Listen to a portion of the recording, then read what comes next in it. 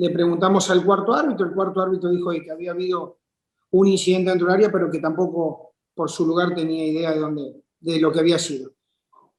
Claro, después viendo la imagen, cuando llegamos al vestidor, es penal. Yo creo que Santa Marina no quiere hacerle daño a Juan Dineno, pero mira, siempre estuvo en la leyenda urbana estas cosas. Siempre. A mí, Andrés Lilini, nunca me tocó ver un caso de nadie con nombre y apellido que haya pagado para debutar. De nadie.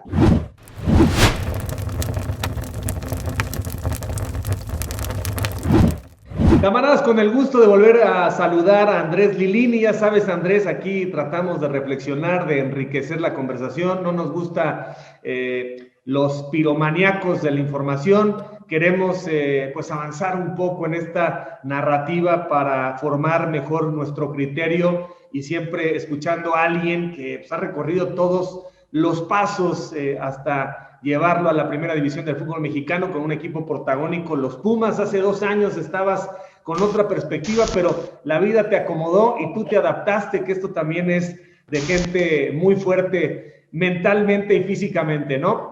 Platícanos, ¿cómo va la vida? ¿Dónde andas? ¿Estás de vacaciones? Hola, buenas tardes. Bueno, el placer es mío, un gusto como siempre. Ando, sí, una semana vine a mi casa, a mi pueblo, aquí en Argentina, así que disfrutando de la familia que hacía un año ya que no los veía.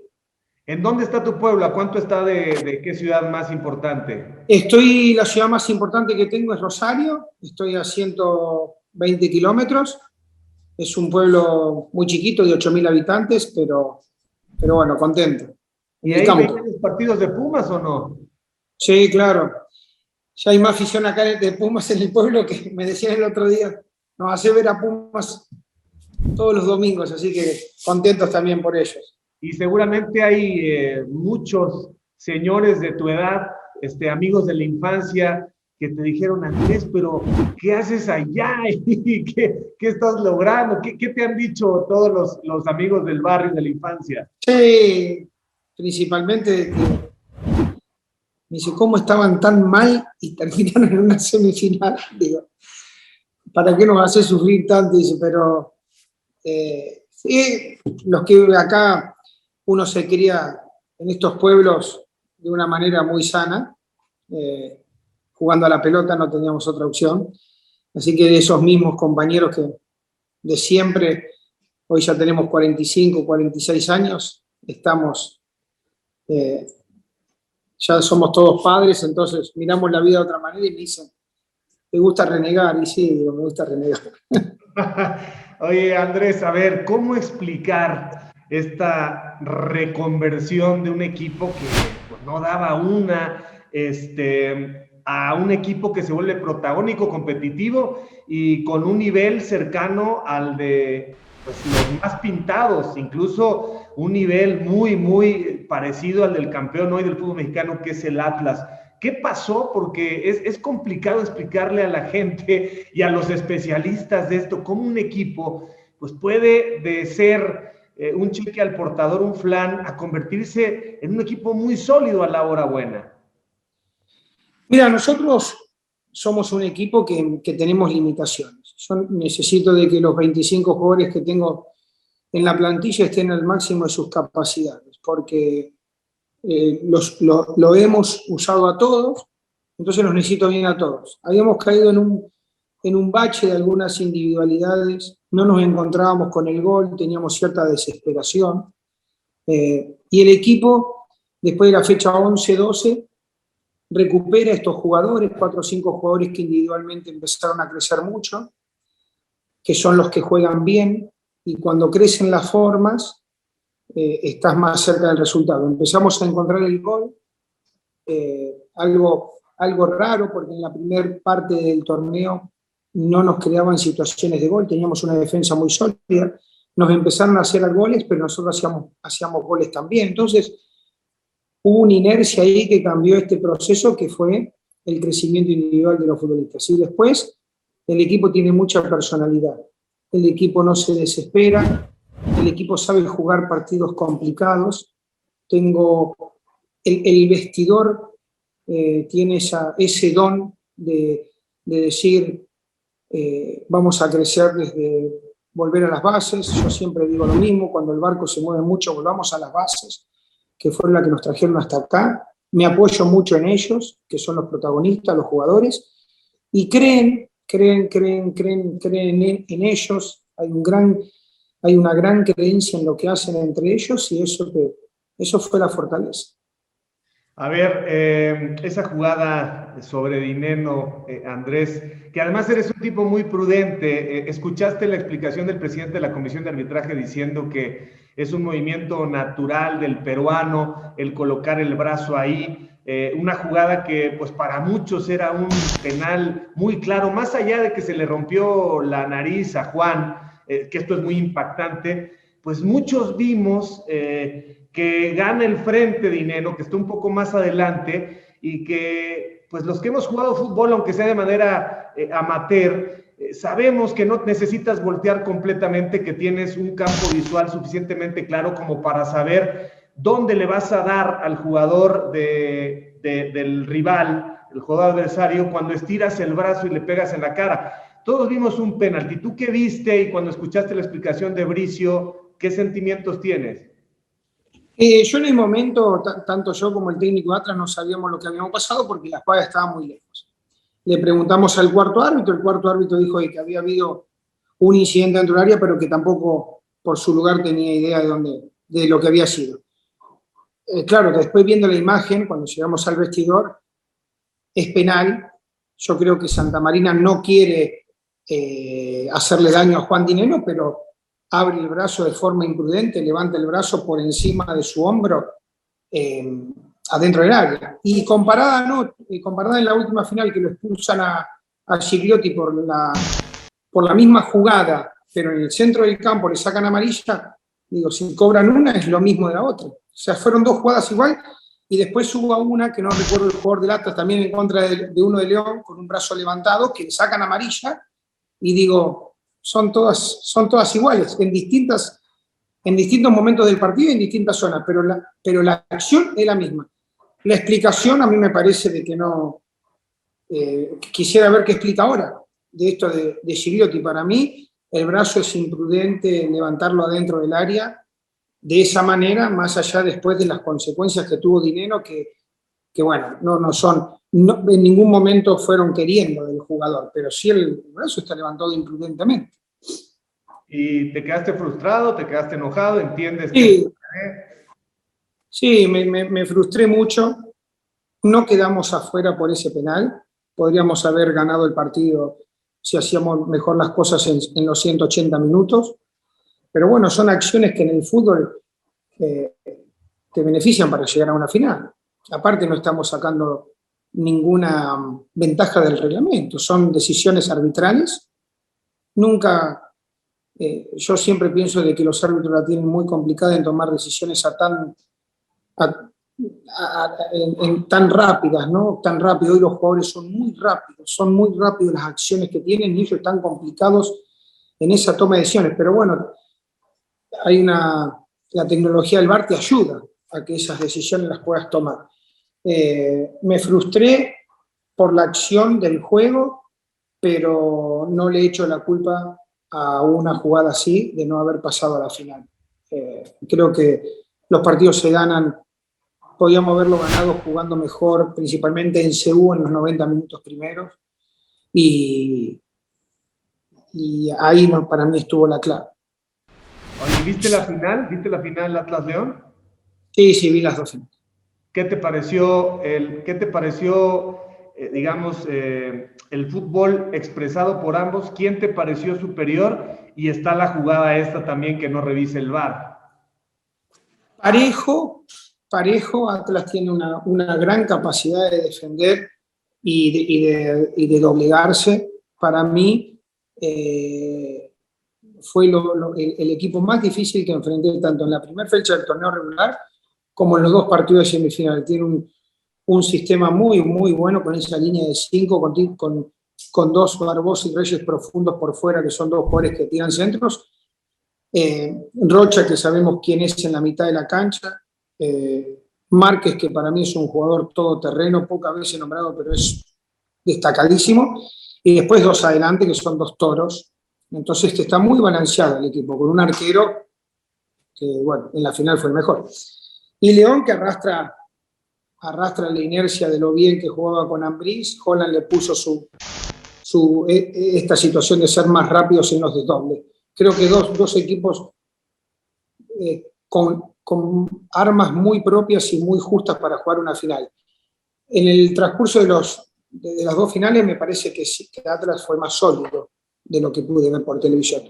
Y la jugada del VAR es offside. Para eso está el VAR. A nosotros nos anulan un gol con Tigres de Mozo, donde la pelota se ha ido 2 milímetros, creo que sacaron la cuenta en un lateral. Fueron 2 milímetros, fueron 2 milímetros. Para eso está el VAR. Y bueno, si no lo revisan, no sé. Aquí el tema está muy caliente y yo no quiero quitarle ningún mérito al Atlas, mejor defensiva, siempre entre los primeros, ya lo describiste, pero fueron decisiones arbitrales en las 3 series en momentos determinantes. ¿Qué te hace pensar que puede pasar? Que los árbitros, maldita coincidencia, mala coincidencia, porque había una corriente que dice que como Irarrágorri hoy es un directivo muy influyente, entonces hay pues no sé si una sensibilidad especial. O sea, yo no veo de ninguna manera a Irarrágorri diciéndole a los árbitros o a Bricio, a ver, el Atlas tiene que ser campeón. Pero sí hay pesos de directivos que de pronto pueden generar cierta hipersensibilidad en los árbitros, pues para las divididas, darle un lado o al otro. Y no estoy siendo amarillista, estoy simplemente reproduciendo lo que es tema de conversación por acá. ¿Qué piensas de eso? No creo en eso. Sabés que no creo a Irarrágorri diciéndole a los árbitros que jueguen a favor de él. No lo creo. El fútbol no creo que esté para esas cosas. Son decisiones arbitrales que tienen argumento porque el señor Bricio las argumenta. Entonces, después entra el pensamiento o lo que ve cada uno. Pero si están argumentadas, es lo mismo que yo cuando argumento un cambio. No, te juro que no se me pasa por la cabeza de que la gente del Atlas, por su estructura o lo que sea, tenga el poder para decidir esas cosas. Para nada, porque hay otros 17 clubes que tienen el mismo poder en la federación y todos quieren ganar y todos tienen consecuencias si no ganan, hay efectos colaterales, así que no, en esas cosas no se me pasan por la cabeza. Okay. Andrés, quisiera aprovecharte para tocar un tema que a mí me parece que es el que genera el mayor lastre para que el fútbol mexicano a nivel de la selección tenga otro panorama. Y mira, a veces nosotros los periodistas mexicanos somos muy duros con el extranjero, y el extranjero como tú o como Mateus Doria, por ejemplo, por mencionar algunos, pues muchos llegan a sumar y tienen el derecho de buscar en un mercado como el mexicano, en la parte de fútbol económicamente muy boyante, pues una manera de desarrollar su vida profesional y personal con sus familias, etcétera, como ocurre en todo el mundo, como tantos mexicanos que van a Estados Unidos, pues hombre, a trabajar de lo que sea, a trabajar en la pizca, a trabajar en el campo, y siempre estamos los mexicanos diciendo que los respeten, que los integren, que los acepten, etcétera. Aquí a veces hablamos mucho de los extranjeros porque hay mucho jugador que de pronto pues no da realmente este salto de calidad y no es mejor que el promedio de los mexicanos. ¿A dónde quiero llegar? Quiero que seas honesto y que desgarres un poco este tema que conoces perfectamente, que tiene que ver con los formadores en México. Es decir, ¿por qué tenemos campeones del mundo, Andrés, antes de los 17 años? Y después, ¿por qué tenemos jugadores que no sé, entre los 15, 16, 17 años, no terminan por desarrollar algunas características que tú sabes cuáles son, que no las puedes enumerar? O sea, ¿en dónde el futbolista mexicano no termina por desarrollar? Es la parte táctica, la parte mental, la parte técnica, la parte de lectura de juego, la parte de la nutrición. ¿Qué es lo que pasa? Porque yo no puedo creer que un país de 130 millones de habitantes, con este nivel de inversión, de pasión, no pueda sacar jugadores como Uruguay o como Argentina.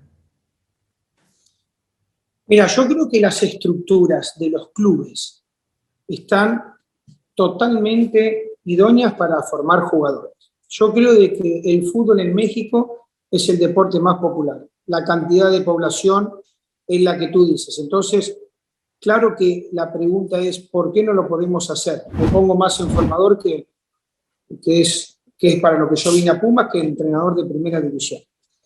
A mí me parece de que tenemos que tener más paciencia en el jugador mexicano. Un jugador no es de 3 partidos.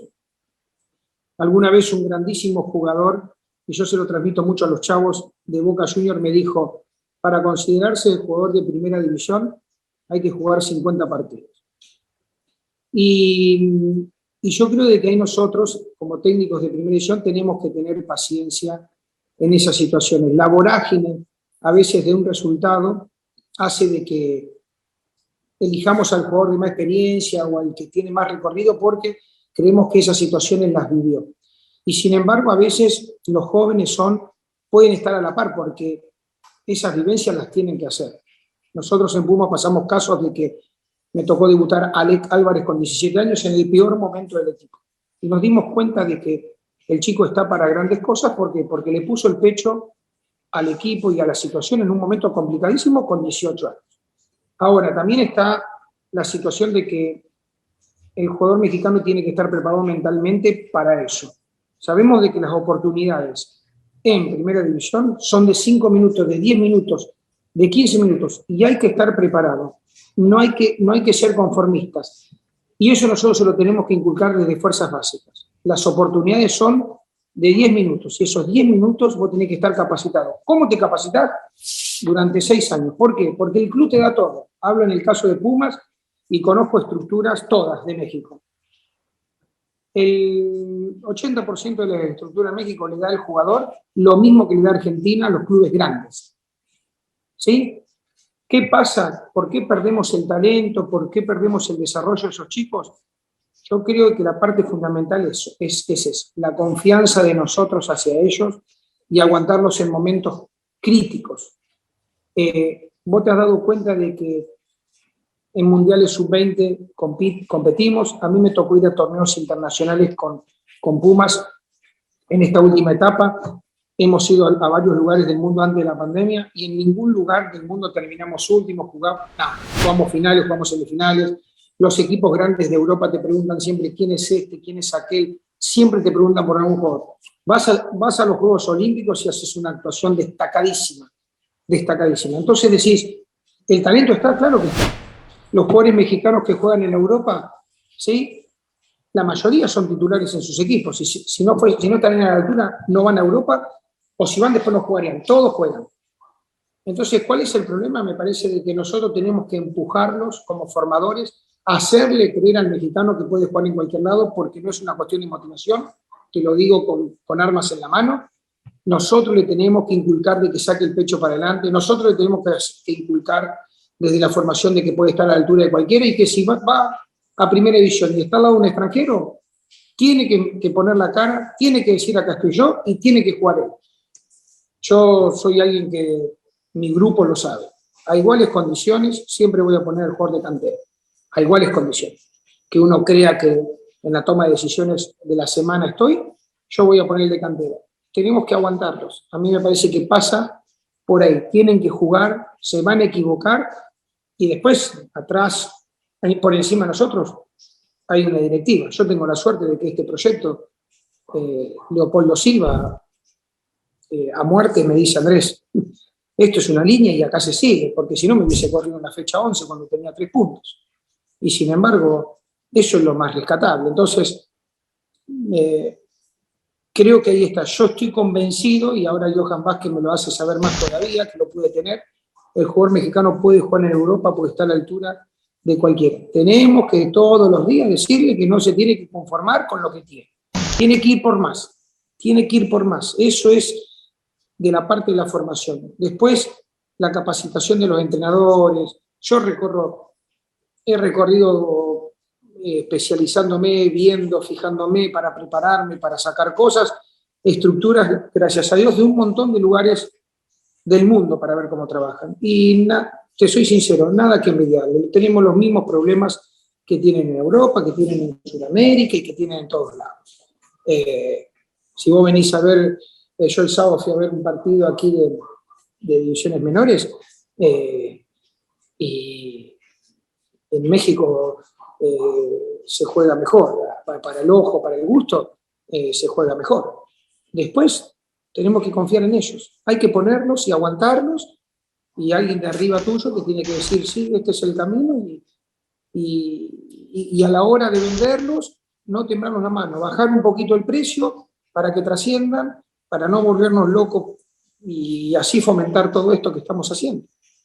Bueno, creo que has tocado puntualmente varios aspectos, ¿no? Los quiero recoger. Por lo pronto, la confianza, ¿no? Hay que dejar que se equivoquen, el talento está. Después, la mentalidad, o sea, parece que también falta que alguien les haga creer más en su propio talento y que no se detengan en ya llegué a la primera división, sino que su objetivo esté en la Juventus, por ejemplo.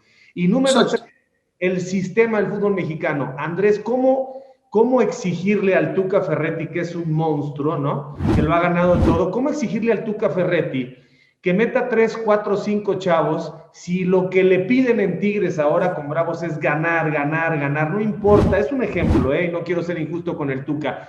¿Y cómo le vas a pedir a Poncho Sosa o al profe Cruz o a Sergio Bueno, de estos entrenadores que ya no volvieron, a Rafa Puente, que confíen en los mexicanos y a las 4 jornadas te van a correr? ¿Cómo puedes decir, me la voy a jugar con 4 o 5 chavos de la cantera, si la directiva a las 6 jornadas te corta la cabeza? Habría que regresar quizá a torneos largos para que equilibres un poco el número de oportunidades contra el número de jugadores que puedan cuajar, porque yo creo que la pasión no va a bajar. Si hoy Pumas pone 11 mexicanos, el América pone 11 mexicanos, Cruz Azul pone 11 mexicanos, el negocio sigue dando igual, a menos que haya un dinero que se llevan promotores intermediarios para seguir trayendo extranjeros y extranjeros, no los buenos, no Dineno, bienvenido, no Doria, bienvenido, no Tecillo, bienvenido, sino un montón que ni siquiera debutan y que engordan los bolsillos de los promotores, a veces de directores deportivos, de entrenadores y de dirigentes, ¿no es cierto? Yo por eso te digo que por encima de nosotros tiene que haber un proyecto. Cada técnico es contratado para el proyecto que va a buscar. Al final el que decide es la institución, el presidente. Nosotros nos adecuamos a eso. Yo por supuesto que si la estrategia de Pumas sería otra diferente, seguramente no sería el entrenador, porque yo no estoy capacitado para manejar figuras. Yo me adecuo a esto con mis figuras que tengo. Ellos entienden de que tiene que haber un paso a los canteranos. El tema no es de los entrenadores, de las cosas, sino del que está arriba de nosotros. Ellos apuntan hacia dónde vamos. Y ahí empieza el conflicto. Si nosotros estamos seguros a lo que le apuntamos y cada institución tiene su modelo de negocio, eso es claro. Y algunas son muy exitosas en cada modelo de negocio que tienen. Yo apuesto por un desarrollo del joven en primera división. No me daría para dirigir, porque no me siento capacitado, no porque no me gustaría. Me siento más cerca de esto, de todos los días tratar de enseñarle algo a los jugadores para que sean jugadores consolidados en primera división. Después, lo que tú dices es el proyecto del club, no del entrenador. Pero estarás de acuerdo que entonces esos mismos dirigentes que tienen la mira puesta en otro método, esos mismos luego quieren que la selección mexicana pues sea semifinalista en una Copa del Mundo, Andrés, y la realidad es que hoy tenemos a Andrés Guardado, que va a llegar a su 5º mundial, y debería haber 5 Andrés Guardado detrás, muy cerca de su nivel, a los 25, a los 24 años. Entonces, como que queremos todo, pero no sabemos qué queremos. Queremos una liga competitiva, queremos competir en Sudamérica, queremos exportar jugadores y queremos además que la selección mexicana llegue a semifinales. No se puede porque las cosas no están dadas, ¿no es cierto? La ecuación no da. Sí, es una cadena, la que tú dices, que en algún momento tiene que engranar, porque si se va rompiendo en el medio, en procesos, el que la resiente es la selección grande. Totalmente de acuerdo. Si no hay, no sé, si el 70% del jugador que juega en la liga tendría que ser del país, entonces la elección del técnico de la selección sería mucho más fácil, y en puestos claves, ¿no? Pero hay una cuestión de reglamento, lo que eligen todos son los presidentes. Yo creo de que va a ir cambiando. La liga se profesionalizó mucho. hay que ver otras ligas para ver la mexicana dónde está parada. La verdad que es digna ojalá, yo sigo mucho las ligas de todos los países y se carece de muchísimas cosas, México no. Tenemos que dar ese paso entre todos, que creo, acordate de mí, vamos a ir camino a eso, de que haya más mexicanos en cancha cada torneo. Vamos a ir creciendo en eso. Pienso de que en algún momento se va a llegar a que lo que te digo yo, más de la mitad de los jugadores, 70-80% de los jugadores que juegan en primera división sean del fútbol nuestro. Andrés, luego vemos también, yo trato de ser muy, muy neutral, ¿no? O sea, ni me flagelo, pero tampoco hecho confeti por la situación del fútbol mexicano. Yo sí veo que algunos jugadores llegan a primera división, algunos jugadores mexicanos, y les faltan fundamentos técnicos. O sea, vemos muchos jugadores que llegan, Andrés, y que no saben centrar, que de 10 centros que meten, 9 los pasan o quedan cortos. Se termina, digamos, como si fuera una casa, se ponen los cimientos y luego se ponen los acabados. O sea, ¿qué tanto llega el jugador mexicano preparado en fundamentos a la primera división? Mira, te cuento lo que me ha pasado en mi experiencia. Es muy difícil, sacando los casos exclusivos, estos jugadores que tienen un talento superlativo, que no entran en esta dinámica, sino vamos al análisis del jugador, de un jugador normal. Claro que yo tengo por mis diferentes experiencias de ver jugadores debutados, ningún jugador llega formado a primera división. Se terminan de formar a primera división. Algunos no les alcanza porque el mundo de primera división demanda ciertas cosas que no las pueden cumplir, ya sea de forma por su mentalidad, por la cuestión física o por la cuestión técnica. Formados no llegan, sí tenemos que poner mucha más atención en los conceptos. Yo hablo mucho de conceptos, en la enseñanza del concepto, en fuerzas básicas. Tenemos que apuntarle mucho más a dejar de lado un poco de estrategias, salidas de jugar, enseñarle menos el desarrollo del grupo y apuntarle mucho más al individuo. Sí creo en esa formación y creo que nos falta dar un paso. Pero es muy difícil que el jugador cumpla con todo el desarrollo y lo lleve a cabo en primera división. ¿Por qué? Porque la primera división, el estrés de la competencia de primera división, después en un centro, como dijiste, por ejemplo, una acción, la toma de decisiones es bajo mucha presión, bajo la rapidez de un defensor que te marca que en fuerzas básicas no lo tenías. Claro que después lo que decide todo es el gesto técnico. A eso le tenemos que apuntar. Yo creo que tenemos que dejar de lado formativamente un poco de lado el 5-3-2, el 4-4-2, el 4-2-3-1, para meternos mucho más en el individuo. Eso ya es el campo de la metodología y del concepto que tú hablaste, del fundamento, para que lleguen mejor formados. Pero te repito, para ser concreto, nadie llega formado. El jugador termina descubriendo cosas en primera división que en fuerzas básicas no lo hacían, para bien o algunos para quedarse en el camino. Wow, qué interesante, ¿no? Porque justo yo me pregunto qué pasa, ¿no? ¿Qué pasa en ese mundo que además no es muy de los periodistas? Nosotros lo que hacemos es ver la primera división, pero sí la cadena, cómo se va dando un jugador que va escalando posiciones y que de pronto llega ya completamente, digamos, maduro, ¿no? Para llamarle de alguna manera. Ahora, Andrés, después escuchamos que fulano de tal, mexicanos, que fulano de tal no vaya a Europa porque no ha cumplido el proceso. Y fulano de tal, que no ha cumplido el proceso, entre comillas, tiene 24 años. Y entonces, si en Europa estamos conscientes de que se puede enseñar mejor, ¿no? De que está el top en todas las ciencias aplicadas al deporte, ¿por qué escuchamos esto de entrenadores mexicanos y nacionales que fulano de tal no se vaya todavía porque no ha cumplido el proceso? ¿Qué es eso? ¿Qué debemos entender? O sea, obvio que entiendo, pero quiero que lo digas tú. ¿Qué es esto? ¿Por qué se retrasa demasiado? Y en Argentina vemos que tiene 18 años y dice, ya me voy, la mentalidad, las ganas de salir adelante.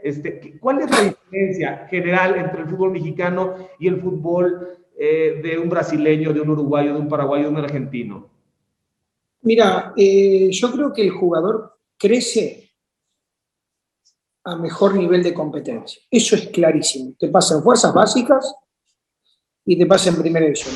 A mejor nivel de competencia, más crecimiento, porque la competencia te hace crecer, lo hace crecer al jugador en todo lo que es su profesión, tanto sea humana, cultural y ya metido en la cancha, la competencia. A mí, eso de que no se vaya a Europa porque no está formado me parece una locura. Si viene un europeo a buscarte, vámonos. Así quedamos de acuerdo con Johan Vázquez. Vamos a desarmar el equipo, fíjate, no tenemos un central. Después vemos qué pasa con nosotros, pero no le podemos cortar la carrera a un jugador de que vaya a Europa. ¿Se va a terminar de formar en Europa? Claro que sí.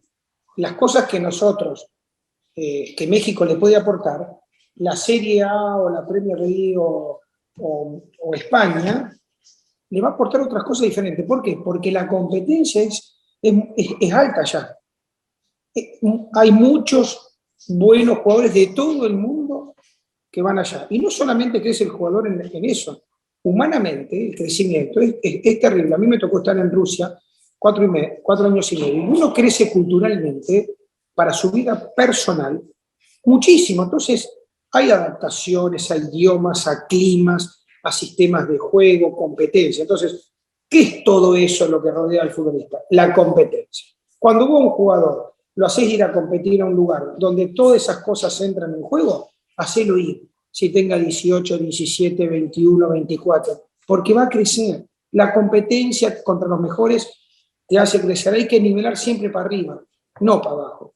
Entonces, tenemos que estar abiertos a esas cosas. Y en el caso mío personal, nunca voy a poner salvar a mi equipo de que no me vendan un jugador para sacar un resultado, porque si no se me resiente la estructura y cortar el futuro, no lo voy a hacer nunca. Así me cuesta el puesto después porque no gano.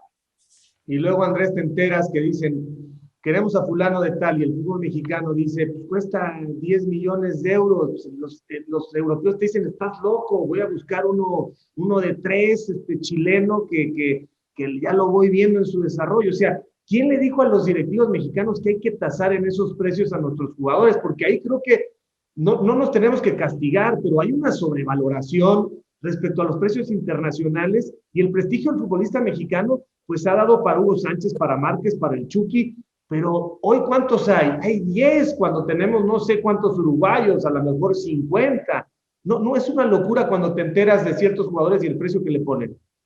Yo creo que sí, que el valor tiene que ser del mercado. Hubo una cuestión del fútbol pre-pandemia y post-pandemia. Lo hablamos siempre con la directiva. Los precios los marcan los mercados, no los marcan los clubes. ¿Sí? Yo creo de que sí, de que por eso. En una cosa está la unidad de negocios, que la maneja el directivo, y en otra está la deportiva, que es la que estamos nosotros. ¿Tienen que ir las dos de la mano? Claro que sí. Yo prefiero achicarme un poco para darle salida a su futuro y que el club trascienda, que salvarme con un solo futbolista. Para mí es mejor 8 de 1 millón que no uno solo de 8. A mí me gustaría eso. Andrés, ahora en la MLS, no sé, a lo mejor tú sabes más, no sé qué tantas posiciones hay en Europa en donde le están dando al director del primer equipo, le están dando también un estatus como de manager general, o sea, un poco lo que está pasando contigo, para que vea no solamente los que vienen, el primer equipo, pero también esté muy pendiente y sea el responsable, que no hay intermediarios para ver qué es lo que está dando el club abajo. ¿Qué piensas de eso? ¿Eso eres ahora un poco en Pumas? Bueno, el caso mío es raro porque yo vengo al revés. Entonces, claro, conozco primero a los jóvenes que a los grandes. Deportivamente, yo creo de que es lo ideal, de que el entrenador esté empapado de nombre y apellido como el director deportivo tiene que estarlo de toda la estructura, porque al final estás diciendo una cosa con la boca que tenés que defender con los hechos. Y para defender con los hechos lo que decís con la boca tenés que conocer. No hay otra manera que conocer. Acá en Pumas, ahora con el doctor Mejía Barón, deportivamente,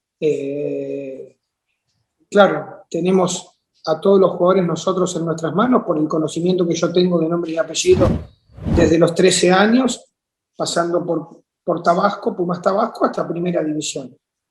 Pero claro, en las contrataciones y esas cosas, no, yo no tengo absolutamente nada que ver. Pero ahora con el doctor intercambiamos los puntos de vista de esta situación que en Puma fue histórica, que él la vivió con Aguilar Álvarez, donde lo mismo que ahora, hay un proyecto muy firme que los que están al frente tienen que conocer a todos. ¿Por qué? Porque por ahí vamos. Entonces se hace mucho más fácil. Sí creo en esas situaciones que están muy buenas, que tendríamos que involucrarnos muchísimo, porque después decimos, todos técnicos cuando empezamos decimos que vamos a apostar por la cantera, pero resulta que después no conocemos a nadie. Si no conoces, al que vas a poner lo vas a poner así medio agarrado de los pelos. No, a mí me gusta mucho conocerlo, por eso no dejo de ir a verlos, no dejo de estar, no dejo de compartir cosas con los entrenadores, con el director de básicas, porque, bueno, esa es mi formación, ¿no? Y no la voy a abandonar. Andrés, los sueldos de los formadores en el fútbol mexicano, los directivos no aquilatan en lo que vale ese trabajo que te podría resultar mucho más rentable, ¿no? O sea, de pronto parece un dinero mal invertido, bueno, tengo que pagarle. Y ese propio formador también está pensando por ese sueldo precario en moverse, en crecer. Nunca fue tu caso, siempre manejaste tu perfil, a ti te empujó un poco la circunstancia de Pumas y mira qué bien lo has hecho. Pero si el fútbol mexicano tuviera esa manera de apreciar a esa gente que sabe y que además son como psicólogos, porque los conoces desde niño, entonces ya sabes qué jugador se te está echando por la adolescencia, qué jugador está empezando a beber, qué jugador es muy técnico pero le falta mentalidad, o aquel que es muy entrón pero le falta técnica. Es una posición vital de primer mundo que en México no sé si en todos lados esté bien valorada, y además no sé si estén los profesionales adecuados en cada una de las organizaciones. ¿Qué piensas de eso? Mira, yo siempre, sucede en todas partes del mundo, hay mucha diferencia en lo que gana un entrenador de fuerzas básicas con la primera división. Esa brecha tendría que estar mucho más corta. Más en proyectos donde el fútbol juvenil tiene impacto directo en la primera división. Por supuesto que sí, no tendría que haber tanta diferencia. La segunda es, yo soy un director de fuerzas básicas en mis actividades que tuve, que me meto mucho con el entrenador. Y le digo al entrenador, acá no vamos a ganar mucho dinero, acá vas a tener más dolores de cabeza y frustraciones que cosas buenas. ¿Por qué? Porque acá no vas a aparecer en ningún lado, acá vos no sos el rey de nada, acá vos no sos el centro de atención de nadie. Y aparte de todo eso, tienen que gastar dinero en capacitarse, porque haber sido futbolista no te dice que vas a ser un gran formador. Entonces vas a tener que gastar dinero en capacitarse no solamente en fútbol, sino en lo que tú dijiste. Pedagogía, las situaciones psicológicas, las situaciones de preparación física, las tenés que conocer. No vas a ser especialista en cada una, pero no puede no conocer las etapas sensibles de crecimiento, del desarrollo del ser humano, que el cambio de pubertad a lo que nosotros llamamos jóvenes, cuándo se desarrolla la fuerza, tenés que saber todo. Entonces, se le abre un mundo muy grande que se tiene que capacitar. Entonces, al final, no vas a ganar dinero, voy a gastar en capacitarme, y aparte no voy a estar siempre en la sombra. Sí, ese es el formador. Por eso a nosotros lo que nos mueve en fuerzas básicas es mucho más la pasión y la dedicación a algo que realmente lo que podemos ver a futuro. Hay entrenadores que, pasando por fuerzas básicas, terminan siendo gran entrenadores. Mi consejo siempre les digo, muchos de ustedes van a dirigir primera división, pero pasar por fuerzas básicas es lo mejor que les puede, lo que pueden hacer, porque acá se pueden equivocar, porque acá van a aprender, porque acá van a tener que manejarse con padres de familia dando explicaciones, y no quiero cualquier explicación, quiero una explicación concreta. Vas a tener que hablarle a un chico de 13 años y después a uno de 20, no se le habla de la misma manera. Entonces, lo que aprenden en divisiones, en fuerzas básicas, como entrenador para llegar a primera división, es increíble. Es como el paso previo para ir a la universidad. Lo tenés que hacer sí o sí. A mí me gustaría que todos los entrenadores de primera división dirijan fuerzas básicas, porque hay una sensibilidad y una pedagogía que no se aprende en otros lados. Y que esta brecha del dinero sí sea más corta. Tendríamos que estar todos más juntos, porque dependemos mucho del trabajo de ellos, del entrenador de fuerzas básicas.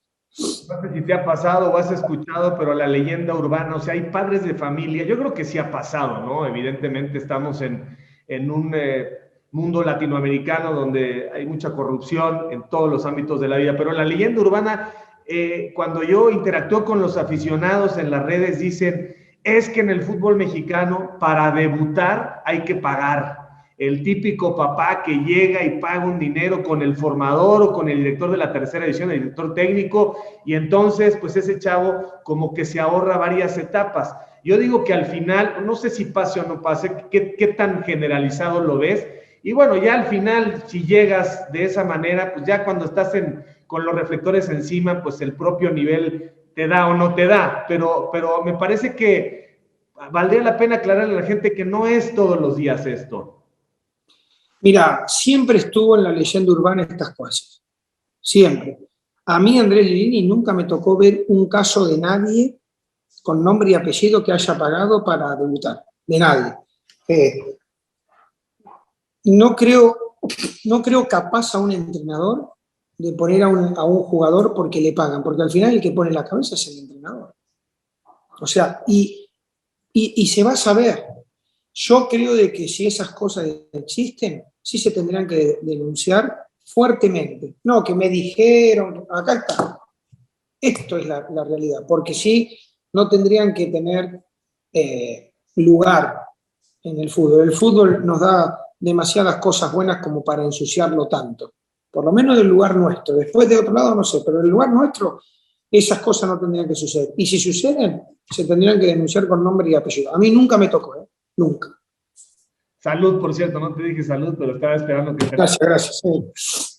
Andrés, muchísimas gracias por tu tiempo, como siempre. Creo que esta entrevista, la verdad es que tiene un valor increíble porque este mundo, o sea, la gente ve primera división y ves el fútbol infantil, pero este mundo que conecta es importantísimo rescatarlo, potenciarlo en el fútbol mexicano y lamentablemente, bueno, no lamentablemente, es que los directivos, Andrés, que invierten en el fútbol mexicano, pues lo hacen por amor, pero sobre todo por negocio. Pero si de pronto escuchan entrevistas como la tuya y se dan cuenta que no le van a pegar al negocio, sino al contrario, lo van a potenciar desarrollando mejor la parte deportiva, creo que el fútbol mexicano estaría en otra dimensión. Y sé que eres muy discreto y sé que dices, bueno, yo soy aquí quizá una voz que no puede escucharse tan sonoramente, pero realmente la gente que conoce este mundo podría decirle a los directivos, si en México movieran algunas cosas, el negocio sigue dando y también el desarrollo para selección y para internacionalizarnos y para desarrollar en todo lo que vale el fútbol mexicano. Yo no entiendo, Andrés, por qué no el fútbol mexicano vuelve a los torneos largos. Copiamos el formato de Argentina, pero Argentina es un país exportador de jugadores y nosotros somos un país importador de jugadores, no hace sentido. Y creo que también el tema de los anunciantes en la liguilla y la televisión podría generar un mejor torneo, porque hoy 17 jornadas se vuelven de subsistencia para algunos técnicos que van por el puntito nada más para que no los corran. En 34 jornadas tendríamos más excelencia futbolística y más oportunidad de foguear a los jóvenes y consolidarlos, ¿no?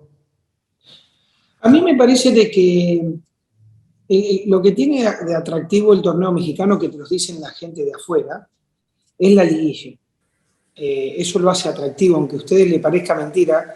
Cuando vos venís a Argentina y dicen, tendría que jugarse el torneo argentino así, con liguilla, donde es un campeonato único, donde tenés que demostrar si fuiste bueno o no bueno en serio, y un partido ida y vuelta, y y el poderoso de los millones se mezcla con el pobre y el pobre subsiste y te puede ganar.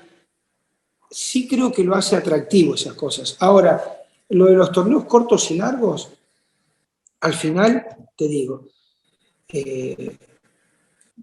no hay descenso y parecía de que los proyectos iban a tener más tiempo de duración y siguen quedando lamentablemente muchos entrenadores afuera rápidamente. Acá lo que tendríamos que es muy complicado, pero si vos te das cuenta, las instituciones que están quedando arriba son las que apuestan durante muchos años a un solo modelo. Hoy le tocó a León y Atlas, se mezcla Pumas ahí, que estamos intentando consolidar algo que estamos empezando a hacer. Si te das cuenta, las instituciones que terminan arriba son estas, las que van confiando en años, cada una por su lado, en modelos y los respetan. Con un técnico, con otro, casi siempre el técnico termina siendo el mismo, pero fíjate qué importancia tiene, ¿no? Andrés, muchísimas gracias por tu tiempo, un abrazo y enhorabuena, te esperamos acá de regreso para que vuelvas a levantar esos Pumas que ya están quedando atrás, ya viste, se quedaron 10 años sin el título, ya lo superó Cruz Azul, América y las Chivas, Sí, no podemos, se nos tiene que dar, estuvimos 2 veces cerca y ahora este semestre no la podemos dejar pasar, vamos a meterle con todo para lograrlo, con todo. Y a Polo, ¿ya le pediste tu carta de Navidad? O sea, ¿va a haber lana en Pumas o son tiempos complicados, refuerzos? No, sí, me dijo que va a hacer el esfuerzo para que el equipo sea mejor, me lo dijo. ¿De a 3, 1 por línea o qué? ¿3 refuerzos, 1 por línea?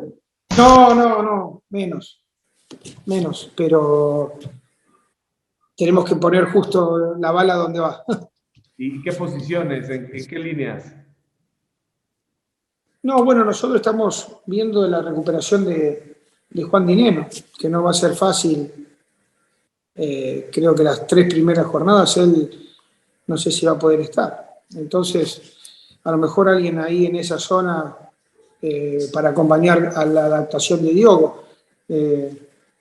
Lo ideal sería de que sea del mercado local para que no tenga esa adaptación tan difícil que es la del fútbol mexicano. Pero el lunes que empezamos otra vez, que regresamos, me voy a sentar con el doctor Mejía Barón y con él y ya diagramar bien específicamente cuál es la posición.